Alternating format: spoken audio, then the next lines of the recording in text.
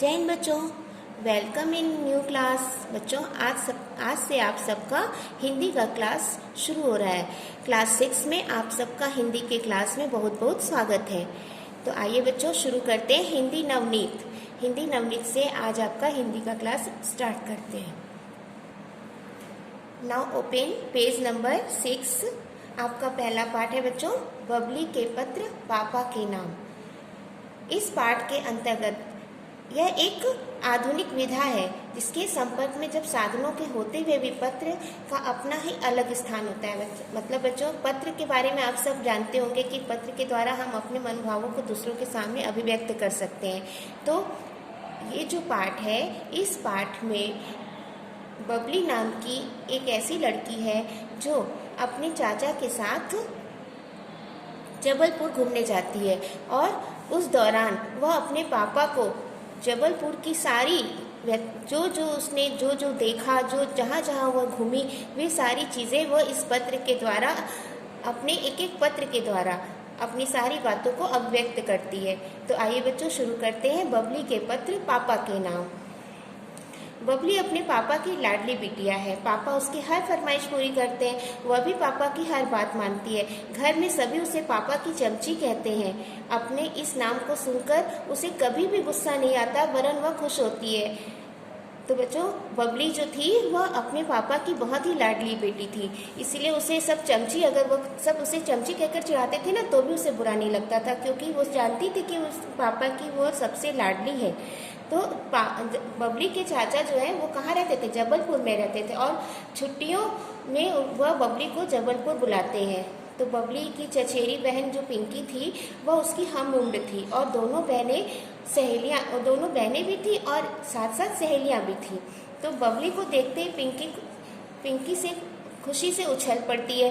दोनों बहनें गले मिलती हैं और फिर स्कूल की कहानियाँ किस्से शुरू कर देती हैं। बातें इतनी होती हैं दोनों में कि वो खत्म होने का नाम ही नहीं लेती हैं। और फिर जब चाची ने खाना जबरदस्ती खिलाया तो 2 दिन कैसे बीत गए पता ही नहीं चला। हर दिन बबली ने अपने पापा को फ़ोन पर बात अवश्य की है। तीसरे दिन चाचा ने बताया कि हम सब आज पंचमढ़ी घूमने जाएंगे। जबलपुर में बच्चों एक स्थान है जिसका नाम है पंचमढ़ी। तो बबली के चाचा उसे पंचमढ़ी ले जाने की घोषणा करते हैं। तो बबली क्या कहती है? वाह! पिंकी और बबली सुनकर उछल पड़ी। बबली ने तुरंत पापा को फ़ोन किया। पापा, हम पंचमढ़ी जा रहे हैं। ठीक है बेटी, पर रोजाना मुझे वहाँ से एक पत्र लिखना, पापा ने कहा। बबली ने रोजाना पापा को पत्र लिखने का वायदा किया और फ़ोन रख दिया। पंचमढ़ी पहुंचकर बबली ने वादे के अनुसार पहला पत्र लिखा। तो यहाँ से बच्चों, जब पंचमढ़ी बबली घूमी तो वहाँ उस स्थान की सारी चीज़ें बबली ने इस पत्र के द्वारा वर्णन किया है। देखिए, पत्र में सबसे पहले उसने क्या लिखा है? वहाँ जिस तारीख को वह गई, यानी 16 जून 2014, फिर पापा को संबोधित करते हुए उसने आदरणीय शब्द का प्रयोग किया। आदरणीय पापा, प्रणाम। आज हम सुबह 5 बजे जबलपुर से कार द्वारा रवाना हुए। 6 घंटे में हम पिपरिया पहुँच गए। पिपरिया जो है अच्छा खासा शहर है। इसे पंचमढ़ी का द्वार भी कहते हैं। यहाँ एक ढाबे पर हमने नाश्ता किया। यहाँ से पंचमढ़ी केवल 52 किलोमीटर दूर है। नाश्ता करके हम आगे की यात्रा पर निकल पड़े। घाटियों और पहाड़ी रास्तों से होते हुए हम मटकुली पहुँचे। वहाँ थोड़ी देर रुके, फिर हम हांडी खो देखने गए। हांडी खो एक गहरी और सकरी खाई है जिसमें लगभग 300 फुट ऊंची पहाड़ी चट्टानें हैं। पूरी खाई में हरियाली ही हरियाली है। हांडी खो की सुंदरता में हम इतना खो गए कि हमें आभास भी नहीं हुआ। दिन छिपने से पहले हमें पंचमढ़ी पहुंच जाना चाहिए, चाचा जी ने कहा।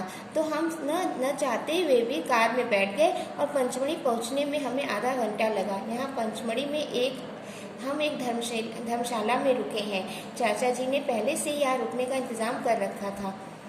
कल हम महादेव गुफा, चौरागढ़ और जटाशंकर जाएंगे। मम्मी को प्रणाम, आपकी प्यारी बेटी बबली। तो देखा बच्चों, बबली ने पंचमढ़ी के एक चीज़ों का अच्छे से वृत्तांत अपने इस पत्र में लिखा है। अब है जटाशंकर जो पंचमढ़ी में स्थित है। 16 जून को बबली जटाशंकर गई। 17 जून को 2014। और फिर जटाशंकर की सारी चीज़ें इस पत्र में उसने लिखा है। प्रणाम, आज सुबह ही हम महादेव गुफा देखने गए। चारों ओर हरी भरी ऊंची ऊंची पहाड़ियाँ और ऊंचे घने पेड़ देखकर मन खुश हो गया। मैंने और पिंकी ने बहुत से प्राकृतिक दृश्यों को अपने कैमरे में कैद कर लिया है। महादेव गुफा के पास पहुंचते ही घाटियों की आवाज़ें सुनाई देने लगी। इस गुफा की लंबाई 300 फुट है। हम गुफा के अंदर भी गए। गुफा में हल्का प्रकाश था। गुफा के बीच में पानी का कुंड था। वहाँ शंकर जी की सुंदर मूर्ति भी स्थापित थी। पूरा दृश्य बड़ा ही भव्य था। बच्चों देखो, बबली ने इस प्रकार एक वर्णन किया है जटाशंकर के एक एक चीज़ों का, जैसे अगर आप कल्पना करोगे तो आपको स्वयं आभास होगा कि हम सब भी उसी स्थान पर हैं, है ना। और फिर उसके आगे लिखती है, वहाँ से हम चौरागढ़ गए। सैकड़ों सीढ़ियाँ चढ़कर हम पहाड़ पर पहुँचे। चाचा जी तो काफ़ी थक गए थे। उन्हें बीच बीच में आराम करना पड़ रहा था। पहाड़ की चोटी पर लंबा चौड़ा मैदान है जहाँ पर एक सुंदर मंदिर बना हुआ है। इसकी ऊंचाई समुद्र तल से 4320 फुट है। वहाँ हमने काफ़ी देर विश्राम किया। वहाँ से उतरकर हमें जटाशंकर जाना था। रास्ते में हमारी एक दूसरे परिवार से दोस्ती हो गई। उनके साथ 2 बच्चे भी थे। वे दोनों एक दूसरे का हाथ पकड़कर उतराई पर भागने लगे। थोड़ी देर बाद ही दोनों जोर जोर से चीखने लगे। शायद उनका संतुलन बिगड़ गया था। वे चाहकर भी अपने को रोक नहीं पा रहे थे। तभी अचानक नीचे से आ रहे 2 युवकों ने उन्हें थाम लिया, नहीं तो न मालूम क्या होता। चाचा जी ने हमें समझाया कि उतराई पर कभी भी भागना नहीं चाहिए। कुछ ही देर में हम जटाशंकर पहुंच गए। 2 पहाड़ियों के बीच में बहती हुई जलधारा बहुत ही सुंदर लग रही थी। जलधारा के किनारे पर एक गुफा में शिव जी की एक मूर्ति थी। जटाशंकर में कई छोटे छोटे होटल और धर्मशालाएं हैं। हम आज की रात धर्मशाला में बिताकर सुबह आगे की यात्रा के लिए निकलेंगे। शुभ रात्रि, आपकी प्यारी बिटिया बबली। राजेंद्र गिरी पंचमढ़ी। पंचमढ़ी में बच्चों एक स्थान है राजेंद्र गिरी। वह 18 जून 2014 को बबली राजेंद्र गिरी घूमने जाती है। तो वहाँ उस दिन का पत्र उसने लिखा, आदरणीय पापा प्रणाम। आज सुबह 6 बजे बिना नहाए हम बीफॉल प्रपात गए।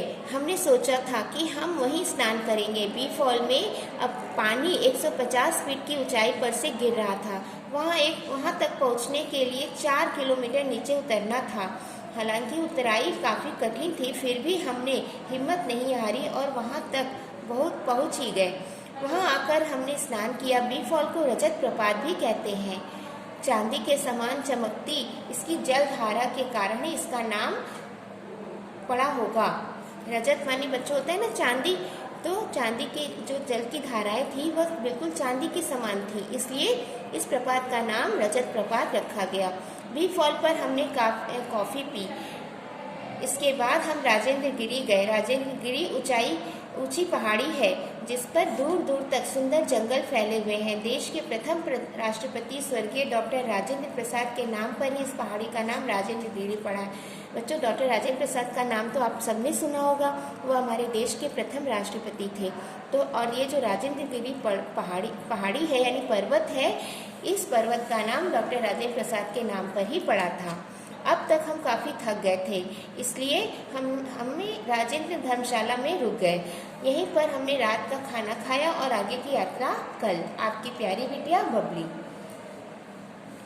तो अब बच्चों, अब बबली कहाँ गई? धूपगढ़, जो पंचमढ़ी में ही है। और किस डेट को गई? 19 जून 2014। वह पत्र में लिखती है, आदरणीय पापा प्रणाम। आज सुबह 7 बजे हम बोरिया बिस्तर समेट कर पांडव गुफाएं देखने गए। कहते हैं कि इन 5 गुफाओं में अपने वनवास का कुछ समय पांडवों ने काटा था। पांडव गुफा इसलिए इसका नाम पड़ा क्योंकि जब पांडवों को वनवास हुआ था तो उन्होंने कुछ समय इसी गुफा में अपना बिताया था। इन गुफाओं में आवाज़ गूंजती है। ये गुफाएं 9वीं 10वीं शताब्दी की मानी जाती हैं। वहाँ से हम देवना नदी देखने गए। देवना नदी से कुछ ही दूरी पर ही सुंदर वन में बहुत से जंगली जानवर रहते हैं, इसलिए हमने दूर से ही उसे देखा। इसके बाद हम पंचमढ़ी के सबसे ऊंचे पहाड़ धूपगढ़ पहुंचे। यह सतपुड़ा पर्वत श्रेणी की सबसे ऊंची चोटी है। सतपुड़ा पर्वत श्रेणी की सबसे ऊंची चोटी का क्या नाम है? धूपगढ़। ठीक है, जो समुद्र तल से लगभग 4430 यानी 4430 फुट ऊंची है। पापा, यहाँ बादल हमारे सिर के ऊपर से, बच्चों यह इतनी ऊंचाई पर है कि लगता है कि क्या बादल सिर के ऊपर से निकल रहे हैं। हमने हाथ बढ़ाकर बादलों को पकड़ने की कोशिश की पर हम उन्हें छू नहीं पाए।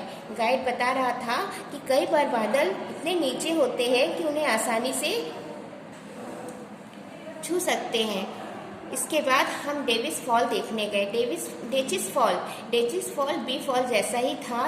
डेचिस फॉल हमने दूर से ही देखा। वैसे भी हम अब इतना थक गए थे कि अब हम यहीं पर विश्राम करेंगे। पापा, हमारे 4 दिन कैसे बीत गए पता ही नहीं चला। काश आप और मम्मी भी हमारे साथ होते। आपकी प्यारी बिटिया बबली।